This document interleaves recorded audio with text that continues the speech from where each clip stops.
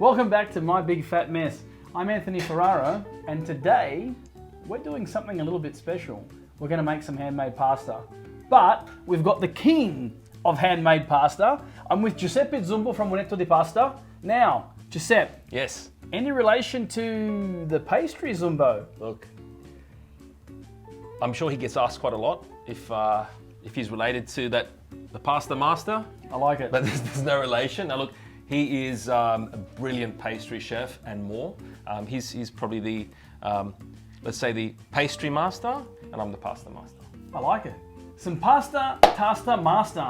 So what are we doing today, Giuseppe? Talk me through it. All right, well I thought while you're here, we Yep. could prepare some really beautiful traditional egg dough that we use in all of the pastas that we produce, which is all the long pastas such as tagliatelle, lasagna sheets, taglierini as well. But also, I thought it's what we use in our ravioli as well. They're nice. So egg pasta. You're paying for those. You're taking those home. Yeah, so egg pasta dough. So essentially very traditional. There's two different ways to prepare your egg pasta dough, and I thought we'll do two variations of that, which would be very specific to the different types of pasta or cut of pasta that's produced, and we'll probably do one with a little bit of a seaside twist. Ooh. All right, I'm in for the seaside twist. Let's get going. What do we need? We've got some flour. Now, I use a special little combination, family secret, but essentially a combination of semola or semolina flour, which is whole wheat durum flour, and 00 flour, so a nice finer grade of flour. Brilliant. How much is that? So we've got 600 grams in total. Yep. Of flour. We're going to add to that some organic eggs. I only use organic eggs, and I'm going to add a little bit of water into that just to help keep it quite soft as well. So that's it. That's about it. So Salt, pepper. I don't add any salt. Wow. No pepper. We're going to keep this really traditional. Like this is So 3 ingredients: 3 ingredients. flour, eggs, water, and you're going to make us And that. rock stars. Look at that. Love. Hands. So this is the part where I normally make a big fat mess, and I won't lie to you, I intend to not get my hands dirty at all. Just get started. So let's have a bit of a look at what's going on. Go for it, Giuseppe. Walk us through it. Okay, so flour on the bench. Now we create the little well in there. You can use your hands. Something I like doing is actually using some eggs to do it as well. Creates a nice little shape. There we go. Creates a nice little. Looks like I'm missing a bit of flour. Can I get some of that back, please? There we go. There we go. So we've got our little well. Then what we do is we go in with our eggs and then some of our water. So what I actually like to do, I mean, there's a little bit of theory involved, and typically, the eggs go in and you can mix it all in the little well. At times, what I do is actually mix some of the eggs and the water together in the bowl and then get it in there. But for the sake of theatre, let's do it this way. We poke our egg yolks and we just literally whisk them in there. At this point, now I've got the dosage of water. I'm only going to add a little bit of water at a time. I'm going to go half of what I've got there presently. It's funny, sometimes it does depend on, we work by weight, really, not just by quantity of eggs. So sometimes you'll find that, some eggs have more, more of the egg white than the yolk. So always a good idea to just to go bit by bit. You can always hydrate your flour, your dough a little bit more, but once it's too hydrated, the second you start adding more flour, it's not the end of the world, but it does start to get a little bit messy. So we just keep whisking away. You can see that all starts to combine together. You can see here this has started to combine as well. I'm not adding any water yet. I'm just starting to now press the dough into itself. We're not getting in there and being aggressive and stretching it out. We're not making bread. It's pasta dough. We're just literally folding in and pressing it back on top of itself to combine. Now, from my experience, I can tell it's starting to dry up a little bit, and this is where I start to add a little more of Sydney's finest water. So it looks like we're coming to the end stages now, Giuseppe. Yep, It's coming together really, really nicely. You can see that, right? Can I at least touch it just to see what that feels like? Go, have a go at it. Oh wow, that's actually not too bad. Much softer than a full egg yolk pasta. Absolutely, and actually as you're touching that, you can see that as we press in, it starts to Springs spring back. Yeah, so that's wow. kind of like, that's the the signal that it's starting to come together. So we Love worked it. some of the gluten in there. I think it's important with pasta dough, you don't want to work it too much because we still have to do the rolling up process, which again stimulates that the gluten strands. So we're going to let this rest, right? Always advisable to let it rest. So we're going to probably give it about, let's say 20 to 30 minutes to rest. Ideally, you want to have it in a cool place like a refrigerator. We are about 4 turns away. 1, 2, 3, and 4. There Okay. is our pasta dough. All right. We'll get rid of all these little scraggly bits here. Let's go and get that resting. All right, so Giuseppe, this has been resting now for half an hour. Correct. We've also taken it out and it's at room temperature. And it actually feels really, really It's nice, isn't it? Like, I don't know if you can kind of see that, but just look at how, like, it's just so beautiful. You rip in, you Let's do get what you got to started. do. I'm going to get out of your way. You just tell me what you need me to do. I will be your sous chef today. Beautiful. All you're going to do is crank that wheel when the time comes. So, what we're going to do, look, you know, let's take about half of that dough, and that's the other beauty of it as well. You know, you can see, look at the inside of that.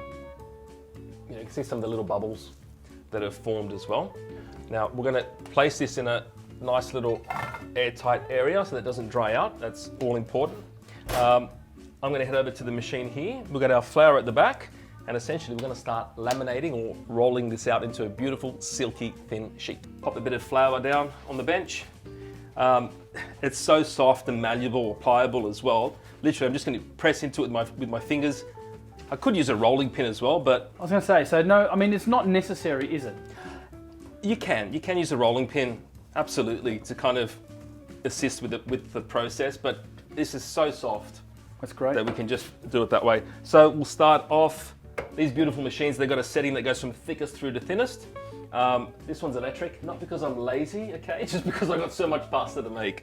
So, and it frees up your hands as well. So we pass it through. Yeah. Essentially what we're doing is we're starting to thin it out. The key is, you know, because these machines have quite a wide head, we want to get a very regular shape. And by regular, I mean rectangular or square, so that we're able to utilize. So you're gently bringing that thinner and thinner every time. Precisely. So now this is the first stage, Giuseppe. That's like you're officially just We're folding getting it on. and then we're folding again. Yeah, wow. I'm literally just pressing it together and trying to get this regular shape. I'll just bring in just a normal little rolling pin here, so I help to get those to stick together. And I'm just pushing it out just to get a bit of width in the sheet, and then we pass it through again.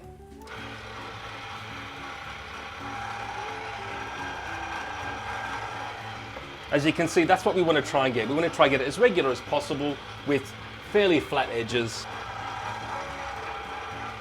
And we feel it gets a little bit sticky. I give it a slight dusting, rub that in ever so slightly, and we just keep going. So basically we're winding down for the tagliatelle that we want to make on this particular machine. We're Yes. going to work our way down to setting number 2.5, which is nice and thin and translucent, actually. You know, the traditional way of doing this is, you know, with a mattarello, you know, big rolling pin. We're talking about rolling pins that are the good part about 90 or 1 meter in length, 90 centimeters or 1 meter in length, and you know, they're used to roll out large sheets which are quite rustic and, you know, cut with precision, and you know, precision but not perfection.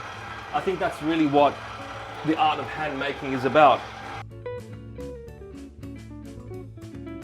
So we're almost there. We're at 2.5 right now. I guess a big part of the pasta and keeping it delicate is how you hold it. Yeah, that's right. So you're kind of using the back of your hand, just Yeah. not to poke holes through it. Large flat areas of your hand as well. You don't want to pull on it either.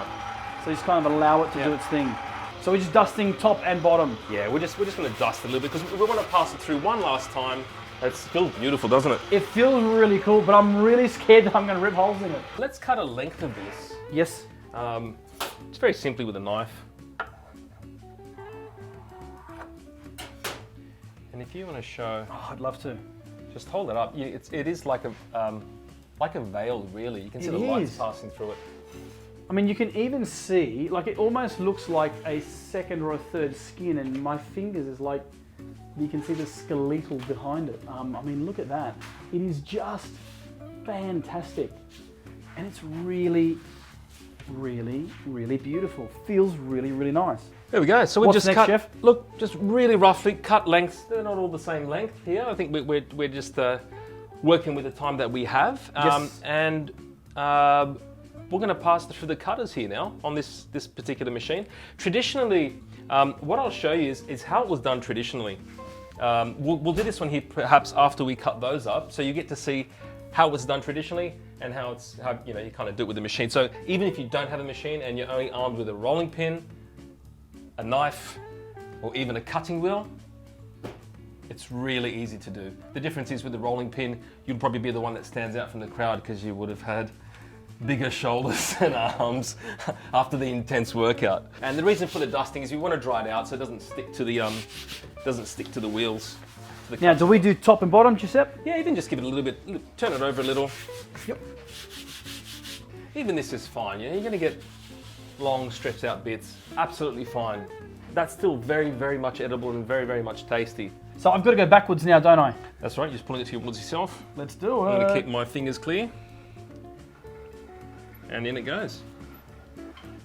So this is a linguine or a This is tagliatelle. tagliatelle? So the linguine are much... They're much thinner. Much thinner, correct? Wow.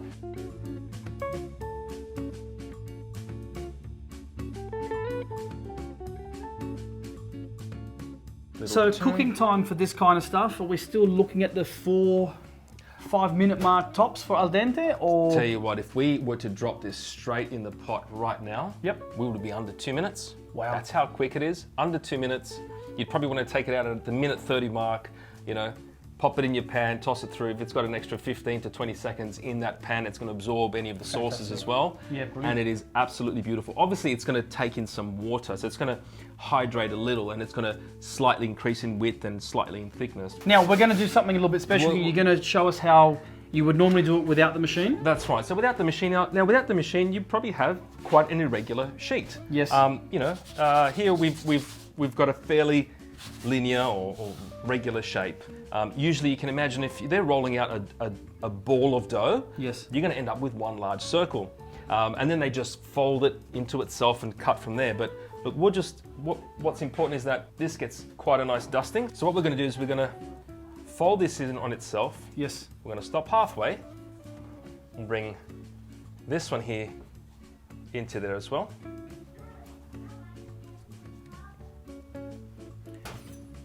We take our knife and we do our absolute best to maintain the same thickness through. So I'm going to maintain the same thickness as those ones there. You can tell I need quite a bit of practice on this. And essentially then what you do is you slide your knife in there, Oh wow, and there you are. that's brilliant. Well, there you have it. You make it look as easy as 1, 2, 3. Giuseppe Zumbo from Unetto di Pasta. Thank you for being my first guest. My pleasure. Thank you for the tutorial. This was absolutely amazing. So we can find you on Facebook, Instagram, Twitter. Is there anywhere else? Well, I'm on Facebook and Instagram. Yes.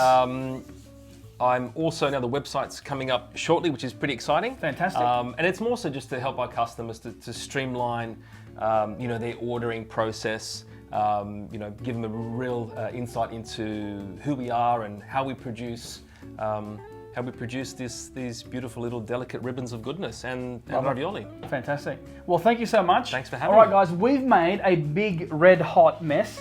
I'm actually going to do something a little bit different. We're going to cook something a bit special. I'm going to take you somewhere and cook you something using your own pasta. Love that. And we'll let you in on that journey. So I did promise you something a little bit special, and we could not make a trip out to the amazing eastern suburbs and not come down to beautiful Clovelly. Now, Giuseppe, you are based in Randwick. I'm based So in Randwick, anyone who needs stuff from you obviously has to reach out, and I'm assuming you're doing click and collect, and you're also doing a whole bunch of other stuff. Yep, absolutely. Which is great. Yep. So we are going to cook that pasta that we made today. Now, I've got my own little offsider, so Dominic kind of jumps in on my videos and helps me. I've seen him a couple of You've times. got your little offsider here. Sure do. So, without further ado, Alessio, do you reckon you could pass us some of the ingredients? Extra virgin, olive oil, some nice cherry tomatoes, a couple of different colors. I need some fresh basil. There it is. Look at that. Mate, I told you, like that, to me, that just brings me back to Nonna's garden. Some lemon zest. Look at that. Mate, he's a legend. Oh, he's getting much better. I love it. I'm A gonna start nice ducking it. big lemon. We're gonna start cooking. So butter goes in. So look, I'm using butter and oil. The butter has a slightly lower smoke point than oil, obviously. So I want the flavor of the butter, but I don't want it to burn. But obviously I still need enough heat and intensity there. So our sauce is gonna be very simple. Garlic, olive oil, butter, and some cherry tomatoes. Yum. And I don't want to like kind of crisp up the garlic too much, but I just want it to infuse Oh wow, really I can nice. smell that. You can straight smell it already, away. can't you? That's- How that's good is it? Nothing better than just that butter, olive oil, and garlic. It's really nice. All right, Pep, I'm gonna go and get this cooking. Mate, obviously with the restrictions of cooking outside, I've got to have the pasta water boiling, a nice rolling boil down there Totally. out of the Yeah. wind. Now, I reckon we're almost there, mate. Yep, that'd be no more than 2 minutes, and we Because you said about that 2-minute mark, right? Oh yeah, I'd say that's kind of ready. What I'm going to do first, actually, which I didn't bring, I'm going to cheat. I'm going to put a little bit of pasta water Yes, in here. please. So I always use pasta water. So this is interesting. Never cooked on a location like this before. Really excited. Yum yum yum. Smells amazing. Oh yeah. Yum. Okay. Now the next thing I'm going to do is quickly zest in my lemon first. Just a little.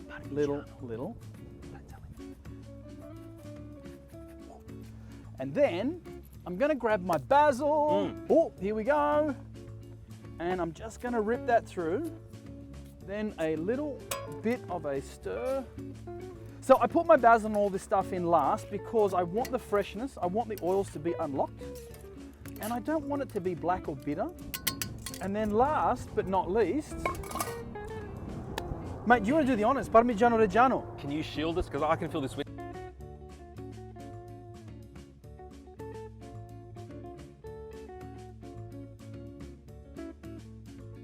So I can honestly say this is probably one of the most challenging films, I guess challenging episodes I've filmed based on, you know, what's kind of going on. But it's been absolutely the most fun, and holy cannoli. That's Batman. delicious. That is incredible. Now, mate, smell that. Everything. I can smell the cheese. I can smell you actually smell the tomatoes and the garlic. Yep. And that lemon at the end, that freshness.